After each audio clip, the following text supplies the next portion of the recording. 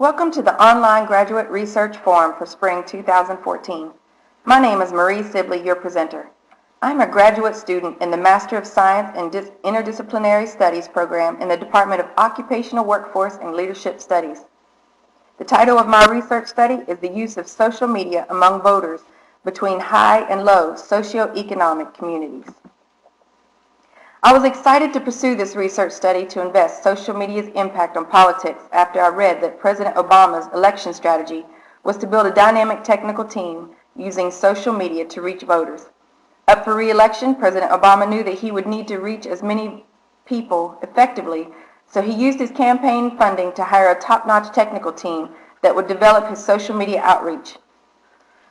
The Obama technical team hit social media with YouTube videos, Facebook, and Twitter accounts, and the BarackObama.com website that collected what the United States people's opinions and criticisms were. Obama then was able to curtail his campaign to speak to households directly and therefore obtain the votes. Obama's social media maneuvers were able to keep his followers updated and obtain new followers. Upon further research, I learned that 39% of American adults have used social media to participate in politics. The Pew Research Center found that 60% of American adults use either social networking sites like Facebook or Twitter. I was intrigued by the idea of a research study to determine the impact of social media regarding voting participation. The research design was conducted by using a survey designed and tested by the researcher. The sample population was taken from the zip codes from the east and west sides of Austin, who had the most voter participation in the 2012 presidential election, which was provided by the Texas legislature in a spreadsheet. The researcher went to local HEBs located in the selected zip codes and asked random people to participate in the study by taking the survey.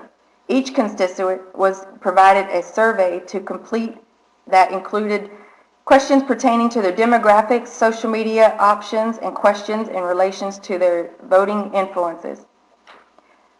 The researcher used a quantitative method to tally the results into an Excel spreadsheet, and a quantitative analysis using the t-test and the Fisher exact test were conducted to obtain the most accurate statistics. The major findings from the study: social media availability. The study proved that regardless of the socioeconomic demographics, people had access to all types of social media mechanisms. Times have changed. The way we communicate socially, physically, and politically have changed. Therefore, we must grow with that change. In future elections, we must expand more on the uses of technology for social interaction. The social media used to obtain political information.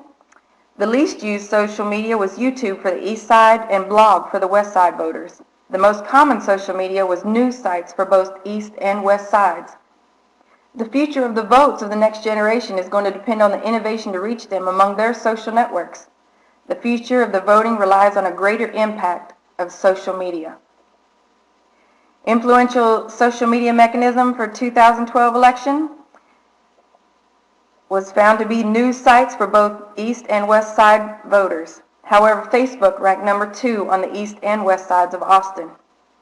With Generation X being the technology generation and the next generation of voters, knowing how to reach them and their social networks will be the power to getting them to vote and vote in a particular manner.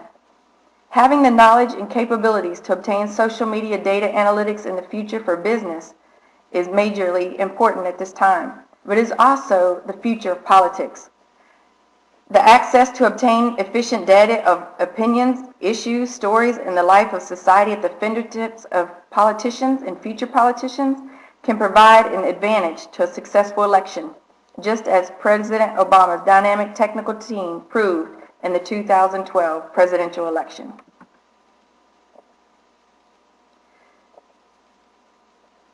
My study was limited by people not wanting to take the time to complete the 10-question survey.